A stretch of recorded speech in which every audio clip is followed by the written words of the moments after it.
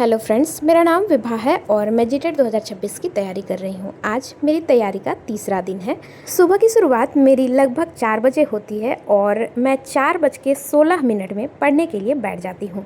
तो सबसे पहले मैं टू डू लिस्ट बनाती हूँ एज यूजुअल। और आज मेरी नींद खुली हुई है अच्छे से, तो सबसे पहले मैंने साइंस को रखा है सबसे ऊपर में और देखती हूँ कि आज टारगेट को कंप्लीट कर पाती हूँ या नहीं। तो मैंने साइंस से शुरुआत कर दी है और साइंस में मैंने 6th क्लास के एनसीईआरटी से शुरुआत की है। तो आज मुझे तीसरा चैप्टर पढ़ना है। डेली मैं एक चैप्टर को रिवीजन करती हूँ। 6th क्लास की एनसीईआरटी पढ़ने में तो अभी अच्छा लगता है, 7th 8th तक भी पढ़ लेती हूँ, पर 9th 10th पता नहीं क्यों मुझे बहुत मुश्किल लगता है, इसलिए मैंने आज तक साइंस कंप्लीट नहीं कर पाया है। देखती हूँ इस बार कहाँ तक पहुँच सकती हूँ। पढ़ते पढ़ते मुझे 5:30 बज गए और मैं थोड़ा बाहर निकली घूमने के लिए। तो ये देख सकते हैं कि कल बहुत ज़्यादा आंधी तूफान की वजह से पूरा जामुन गिरा पड़ा हुआ था। उसके बाद मैंने किचन की सफाई की और मैं लग गई नाश्ते में। क्योंकि आज मुझे थोड़ा जल्दी था, इसलिए मैं सुबह सुबह ही नाश्ता बना रही हूँ और 6:30 बजे तक मैंने फटाफट से रोटी सब्जी बना ली थी। सुबह जल्दी उठने से एक फ़ायदा तो है कि हमारा काम जल्दी ही ख़त्म हो जाता है और थोड़ा टाइम हम अपने लिए भी निकाल लेते हैं, क्योंकि बच्चे सुबह सुबह सोए ही रहते हैं। तो जल्दी जल्दी काम भी ख़त्म हो जाता है, थोड़ा पढ़ाई भी हो जाती है।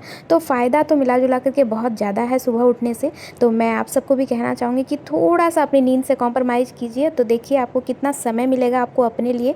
क्योंकि बच्चों के जगने के बाद तो हमें कहाँ ही अपने लिए टाइम मिलता है और हम टाइम अपने लिए निकाल भी नहीं सकते हैं चाह करके भी। देखिए, सुबह उठने से नींद तो आती है, ऐसा नहीं है कि मुझे नींद नहीं आता है, लेकिन फिर भी मैं कोशिश करती हूँ कि सुबह का 1 घंटा मैं अपनी पढ़ाई पर दूँ। और मैंने ये भी देखा है कि जिस दिन मैं सुबह नहीं पढ़ सकती हूँ ना, उस दिन मेरा पूरा दिन खराब होता है। और अगर आपका सुबह सुबह अच्छा गया हो तो आपका पूरा दिन भी अच्छा जाएगा, आप पढ़ते रहोगे।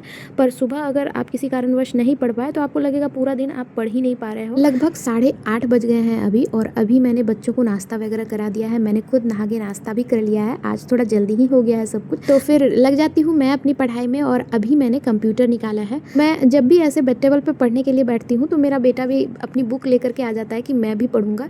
तो पहले वो ऐसा नहीं करता था, पहले वो मेरी किताबें वगैरह छीन लेता था। खैर अभी भी वैसे कभी कभी करता है, पर उतना ज़्यादा नहीं। जैसा कि अभी वो कह रहा है कि मोबाइल मेरे सामने में रखो, तो फिर मैंने कहा कि ठीक है तुम्हारे सामने ही रहेगा, मैं देखती हूँ। और उसे भी लिखना है बहुत ज़्यादा, और लिखने का तो इतना शौक है उसे, जैसे कि आप मेरे बैकग्राउंड में हर जगह देखते होंगे कि पूरा दीवार लेखन किया हुआ है। तो ये मेरे बेटे का ही काम है और मैं उसे ज़्यादा नहीं रोकती हूँ। रोक कर करना ही क्या है, पूरा दीवार तो ख़राब कर ही दिया है, तो मैंने उसे लिखने की पूरी आज़ादी दे दी है कि तुम ख़राब एक बार कर ही लो, और जब वो बड़ा हो जाएगा तो दोबारा पेंट करवा लूँगी। और बहुत लोगों का सवाल रहता है कि मैं कैसे मैनेज कर लेती हूँ, तो देखिए ऐसे ही मैनेज करती हूँ, कभी आगे कभी पीछे, ऐसे बच्चे घूमते रहते हैं आसपास और मैं क्लास करती रहती हूँ। इसलिए मैं सुबह कंसंट्रेट होकर के पढ़ती हूँ, इसलिए मुझे सुबह पढ़ना ज़्यादा पसंद है।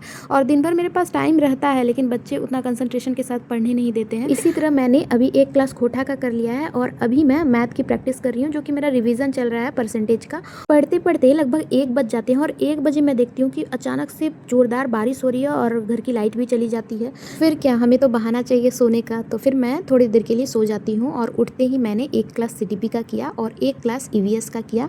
और अभी शाम हो चुके थे, तो फिर मैंने अपना जो है टू डू लिस्ट चेक किया, तो देखा कि मैंने आज सारे सब्जेक्ट को पढ़ लिया है। तो आज का मेरा टारगेट कंप्लीट हो गया है। मिलते हैं नेक्स्ट वीडियो।